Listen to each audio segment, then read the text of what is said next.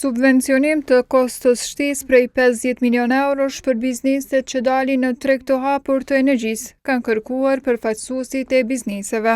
Në të kundërtën kanë paralajmëruar protesta kundër këtij vendimi. Paralajmërimi është dhënë në një takim të përbashkët të odave ekonomike dhe përfaqësuesve të bizneseve. Edhe zyrejt vetëm për hyn një zotim, nuk është që për hyn një vendim sot një ato 50 milion, po për hyn vetëm një zotim që gjatë muajve tashëm do të subvencionohet që shumë atë 50 milionë. Nëse nuk do të ketë reagim prej qeverisë së Republikës së Kosovës që ndërhyr. Dhe për zyrejës, atëherë do të shohim edhe hapa të tjerë që po propozohen edhe forma të protestës. Përfaqësuesit e bizneseve kanë deklaruar se nuk kanë pasur kohën e duhur për të përgatitur që të përballen me tregun e lirë të energjisë, që sipas tyre do t'u arrisë koston e operimit. Bizneset nuk e kanë pasur kohën e mjaftueshme për të përgatitur një gjë të tillë, ndërkohë që pritën të ketë çmime 2 fish apo në rastin të caktuar edhe 3 fish.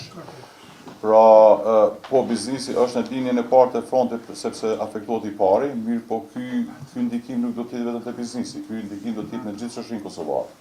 Anulimi i këtij vendimi dhe atij për shtrejtim të rrymës i është kërkuar ZRE-s edhe një ditë më parë nga LDK-ja, e cila ka dorëzuar një kërkesë me nënshkrime të 30 deputatëve. Pas takimit të zhvilluar një polemik në distancë mes ministres në detyrë të ekonomisë Artane Rizvanolli dhe deputetës Hykmete Bajrami përkitazi me kërkesën për subvencionim të qeverisë prej 50 milion eurosh.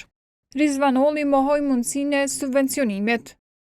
Vendime për dhënje të veç 50 milion eurove të taksapaguesve për të subvencionuar konsumin e energjisë elektrike të 1% të korporatave më të fuqishme që operojnë në Kosovë nuk do të ketë me qeverinë Kurti 2 as 3 dhe Qeveria e Republikës së Kosovës si gjithmonë do të qëndrojë pranë prodhuesve vendor që preken nga liberalizimi për të siguruar minimizim të ndikimit në konkurrueshmërinë e tyre në çmimet për qytetarët.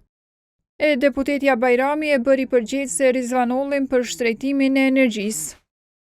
Në postim e paske pranu se çmimi i transmisionit është rrit për 10 fish, e po mendon që përgjegjësia jote përfundon aty, kur përmes postimit në Facebook i kërkoni përgjegjësi ZRE-s për këtë, jo e nderuar, sepse të gjithë e dim kush zgjedh antarët e bordit të Kostit e kush e ka emëruar mandej drejtorin e Kostit, gjithashtu e dim se me votat e kujt është zgjedh bordi ZRE-s.